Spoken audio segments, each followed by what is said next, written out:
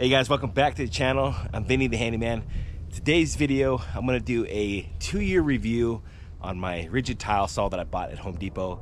Now I've done other videos in the past that did really well on the maintenance side of this, but since it's been 2 years, I kind of just want to go into a few little things that you guys should be aware of.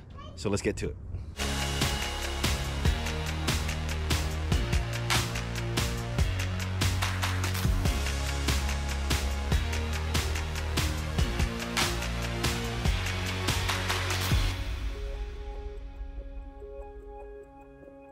Okay, so I was pulling out my Lambo and I saw my tile saw in the corner of my garage, and I thought to myself, man, I haven't done a review on this tile saw since I've had it. I've had it for almost 2 years now, and I was like, crap, let me do one real quick. So before I go cruising in the Lambo, let's just knock out this review.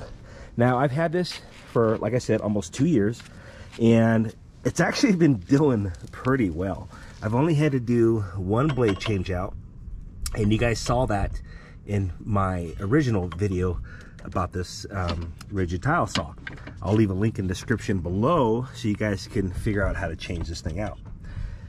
I think I paid close to $300, $350 for this tile saw, and I've probably earned with tile work probably, I'd say about $25,000, $30,000, if not more. So it's definitely worth its weight in gold.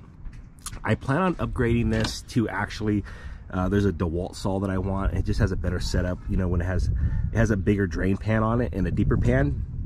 The only bad thing, or I should say one bad thing about this setup, is that the pan is kind of shallow. So I wish I had more reserves for you know, the water when I'm cutting. You have to fill this up quite often, actually. And there's Tyson. Oh, here's Tyson. Say hi. Say hi, YouTube. It's my German Shepherd. Follows me everywhere. Let me see what else. This does have a laser on it. I didn't really use the laser too much, so I wouldn't worry about that. Okay, so one of the biggest complaints I have on this saw is right here on this support arm. This is supposed to take a little bit of vibration, you know, when you're cutting the tile, when you're pushing your tile into the saw blade. And this has a little bit of give. The problem is it has too much give now after 2 years, and I don't know how to tighten that up. So what happens is that once it starts to cut the tile, this will move on you, and therefore your cut can become an 1/8 to 1/4 inch off. So that has a lot of slack in it, and I don't like that. I wish this was just stationary, and then you would just slide your rail into place. Okay? So one thing I noticed, that when I cut, I have to hold this down hard and slide at the same time, and then I can get my straight cuts. So it's kind of annoying, especially if you have a helper, because then, you know, they're over there cutting tile for everything and doing a great job, and they come back crooked. So that is one complaint I have on this rigid saw. Other than that, it's been great. The pump itself has been awesome. I haven't had any problems with that. And like I said, I've been beating this thing up pretty good. So the railing system, you want to keep lubricated a lot. I'll spray WD-40 almost on every job, just so I have like a nice clean roll. Sometimes it'll get a little tight, and you can't really adjust the feet on these or the rollers, so you know, you're kind of stuck with what you got. So every now and then, go ahead and clean these rails off, wipe them down, spray them with WD-40, because you don't want this thing to kind of stick on you and then, you know, cause a potential accident. Be very cautious. One other thing that I like is this piece retracts all the way back, so you can get your hands in here, and if you have to cut a small piece of tile and manipulate it, you can. So there's a lot of room to work right here. What else? Terrible on long cuts, and what I mean by that is large tiles, because you will hit this arm. You know, I guess that's just, you can't have everything with a $300 saw, but overall, you know, it's pretty decent. And what else?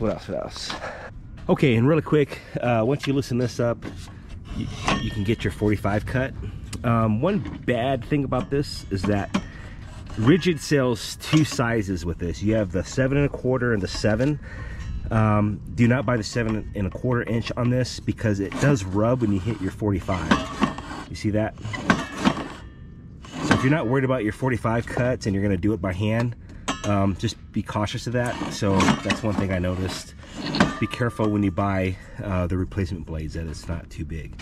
And again, I think this is a 7 1/4 or 7 1/2, and you need a 7 or less. Okay, so you can see how I cut into the bottom. So when I bought this one at Home Depot, it was the only one that they had for rigid, so I figured it was okay, and it wasn't. It's okay when it's like that. Then you have clearance down below. It's perfect. Doesn't even hurt it. So it's just when you do your 45 cuts, that is one thing I ran into. What else? I think that's it.